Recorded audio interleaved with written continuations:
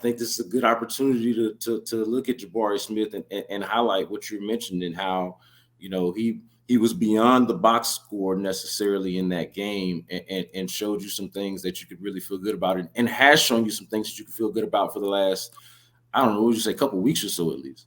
Yeah, Giannis, just going back to it was the third game of the year when they played Giannis the first time, and he absolutely torched them. He scored 44, 17 of 21. They had no answer. And Jabari Smith really, I'm not going to say he outplayed Giannis, but he made life so difficult on him. And to go from 44 on 17 of 21 shooting to last night, it was 17 points on, or 16 points on, I think, 7 of 17 shooting. I mean, that just shows you how good he was. And he was the honest guy. That was his assignment. He was able to stay out of foul trouble, which is also, that's one of the areas where Giannis really thrives, is that he gets you into foul trouble. And Jabari was able to stay out of foul trouble last night.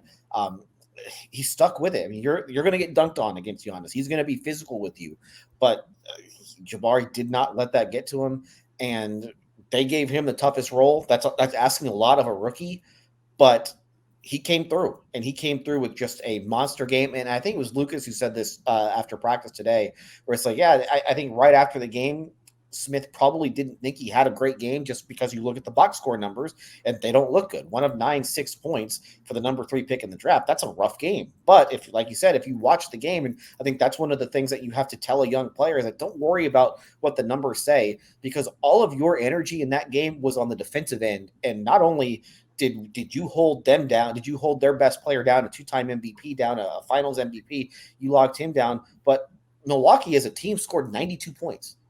I mean, that's where Jabari Smith gets the credit. And I think that's where you look at that pick and you look at him as a player, and the box score numbers for him and the stat line, it's never going to blow you away. It's never going to like say, hey, this is an MVP type candidate.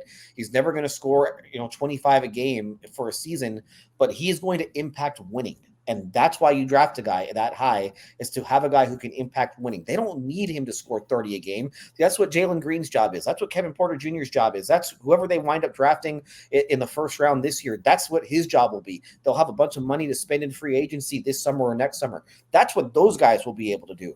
For Jabari Smith, just play defense. Worry about that end of the floor. You're going to get plenty of open looks. Knock those down. Rebound. Get to the rim every now and then. So you got to play within your game, and I think Jabari Smith did that, and he is doing that at a very high level right now. Yeah, and also, Adam, we've talked about in previous episodes how he's actually also shown confidence to seek out his own shot, but he doesn't play outside of himself. Like he's found, at least early on, it seems like, or through this recent stretch that we're talking about, he seems to have found the balance of, like, an appropriate balance of, hey, my confidence is higher, I can do this, but also not necessarily playing outside of himself and trying to do too much, and that is one thing that I've been impressed with, is as young as he looks and as young as he clearly is, like, he looks like a kid out there, like just a tall kid out there, but doesn't behave like that or purport himself like that, like very mature, beyond his years and his looks, and it's something to be impressed by. And I also think, like, on the point that you make about, not needing to score 30 points a game, that's what Jalen Green's for, and that's what Kevin Porter Jr.'s for. I think what I was hitting on earlier about them developing and showing positive signs, I think it's easy for that to kind of overshadow what Jabari's doing. Like, that's kind of the thing to focus on when Jalen Green and KJ Martin and Kevin Porter Jr. are dunking and catching lobs on fast breaks. Like, that's really easy to focus on.